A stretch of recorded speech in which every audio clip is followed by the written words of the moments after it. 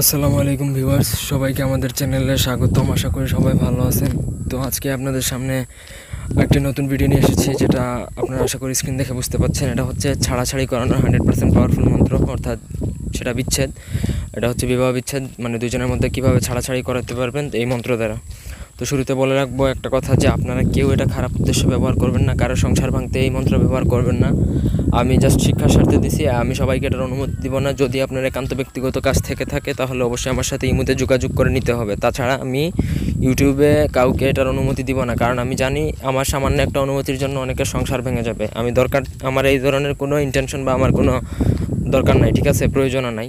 তো ভিডিওটা আপনারা শুরু থেকে শেষ পর্যন্ত দেখবেন, এবং আপনারা যদি এই ভিডিও দিয়ে কাজ করতে চান অবশ্যই কাজ করতে পারবেন। তবে সেক্ষেত্রে আপনারা আমার থেকে অনুমতি নিতে হবে ইমুতে। আমি সব কিছু নিয়ম ইউটিউবে দিব, কিন্তু অনুমতি দিব না, ঠিক আছে।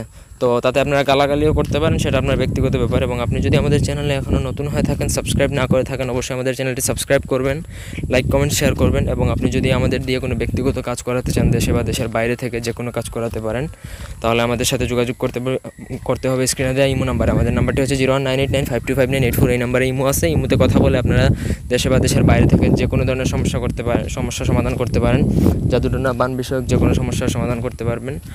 কালো জাদু বা কাউকে যদি জাদুটোনা করা হয় সেটাও কাটাতে পারবেন। তো মন্ত্রটা হচ্ছে গুরু মন্ত্র। এটা অত্যন্ত প্রভাবশালী এবং পাওয়ারফুল। এটা যে কেউ মুখে উচ্চারণ করাও ঠিক না, কারণ হচ্ছে এটার প্রভাব অত্যন্ত শক্তিশালী এবং পাওয়ারফুল। এটা যদি আরেকটা কথা হচ্ছে, এটা কুফরি মন্ত্র। এটা যদি একবার উল্টাপাল্টা হয় তাহলে ক্ষতি হতে পারে। তো মন্ত্রটা আমি একবার বলে দিচ্ছি। গুরুর আদেশে নিলাম পত্র, তাতে নিলাম হাড়ি, সিদ্ধিরামের বরে হোক অমুকে অমুকে ছাড়াছাড়ি। অমুকে অমুকে জায়গায় স্বামী স্ত্রীর নাম উচ্চারণ করতে হবে, যাদের মধ্যে ছাড়াছাড়িটা আপনি করাতে চাচ্ছেন। অমুক তুই যা বাপের বাড়ি, অমুক জাতি বাপের বাড়ি। এখানে শুধু ওই মহিলার নাম, মানে যে স্ত্রী, ওই স্ত্রীর নাম উচ্চারণ করতে হবে। যদি বাক্য এদিক সেদিক যায় মহাকালী শিবের মস্তক খায়। তো আমি মন্ত্রটা আবার বলে দিচ্ছি। গুরুর আদেশে নিলাম পত্র, তাতে নিলাম হাড়ি, সিদ্ধিরামের বরে হোক অমুকে অমুকে ছাড়াছাড়ি। অমুক জাতি বাপের বাড়ি, যদি বাক্য এদিক সেদিক যায় মহাকালী শিবের মস্তক খায়। মন্ত্রটা যেভাবে আছে, এটা স্বয়ং সিদ্ধ গুরু মন্ত্র। দুনিয়াতে এমন একটা সিঙ্গেল কিতাবও দেখাতে পারবেন না যেই কিতাবে এই মন্ত্র আছে, ঠিক আছে। তাও আমি আপনাদেরকে গুরু মন্ত্র দিলাম।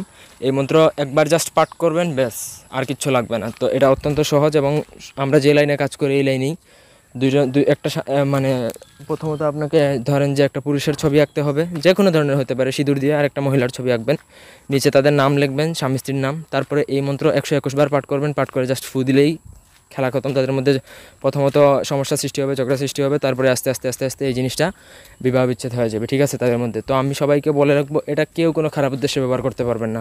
যদি একান্ত বাধ্য হয়ে যান, সেই ক্ষেত্রে আপনারা না পারতে অপারগ যদি হয়ে যান, তো ওই সময় আপনি এটা ব্যবহার করতে পারেন। এটার অনুমতি আমি ইউটিউবে দিব না। এটার অনুমতি নেওয়ার জন্য অবশ্যই আমাকে ইমুতে কথা বলতে হবে। ইউটিউবে গালিগালাজ করতে পারেন, তো সেটা আপনাদের বংশের পরিচয় দিতে পারেন, আমার কোনো আসে যায় না। আশা করি বুঝাইতে পারছি ভিডিওটা এবং মন্ত্রটা। আশা করি আপনারা সবাইকে দেখতে পাচ্ছেন। এই মন্ত্রটা এখান থেকে শিখে নেবেন, মুখস্থ করতে হবে, মুখস্থ ছাড়া কাজ হবে না। এবং এই মন্ত্রগুলো গুরুবিদ্যা অত্যন্ত ছন্দের সাথে পড়া যায়।